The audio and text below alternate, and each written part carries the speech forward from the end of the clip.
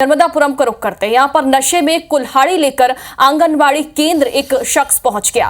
बच्चों का टीकाकरण कर रहे डॉक्टर को उसने धमकी दी। सीएचओ ने डोलरिया थाने में इस मामले को लेकर शिकायत की। चंदवाड़ गांव की यह घटना बताई जा रही है, जहां पर एक व्यक्ति नशे में कुल्हाड़ी लेकर आंगनवाड़ी केंद्र पहुंच गया। देखिए, इसका बाकायदा बच्चों ने वीडियो भी बना लिया। नशे में था ये व्यक्ति, ये जानकारी सामने आई है। सीएचओ ने डोलरिया थाने में अब इस मामले की शिकायत कर दी है। चंदवाड़ गांव की यह घटना बताई जा रही है, जहां पर एक व्यक्ति नशे में धुत था और आंगनबाड़ी केंद्र वो पहुंच गया। हाथ में उसके कुल्हाड़ी थी, किसी पर भी हमला वो कर सकता था।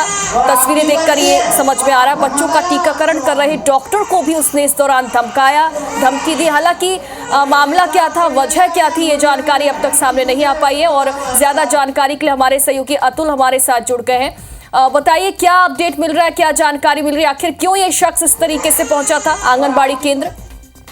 बिल्कुल, मैं बताना चाहता हूँ कि चंदवाड़ करके एक गांव है जो डोलरिया के पास में है।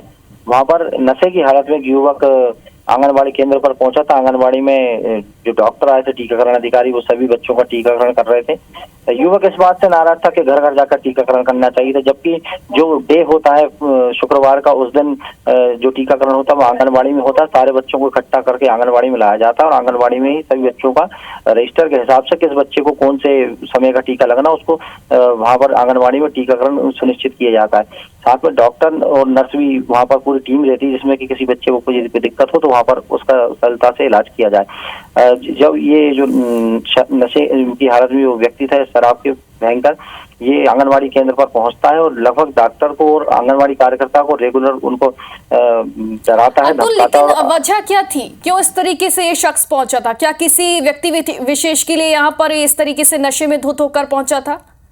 बिल्कुल, ये बताना चाहता हूँ कि ये जो व्यक्ति है ये शराब के नशे की हालत में था और इसका सिर्फ यही कहना था कि ये जो टीकाकरण आप आंगनबाड़ी में बैठकर कर रहे हैं, ये टीकाकरण घर घर जाकर आपको करना चाहिए। तो क्योंकि युवक को ये समझ में नहीं आ रहा था, वो नशे की हालत में था कि ये जो टीकाकरण होता है बच्चों का, ये आंगनबाड़ी केंद्रों पर ही होता है, ये घर घर जाकर नहीं होता है। कहीं ना कहीं उसको जानकारी का अभाव था, जिसके कारण वो डॉक्टरों पर और आंगनबाड़ी कार्यकर्ताओं से अभद्रता उसने की।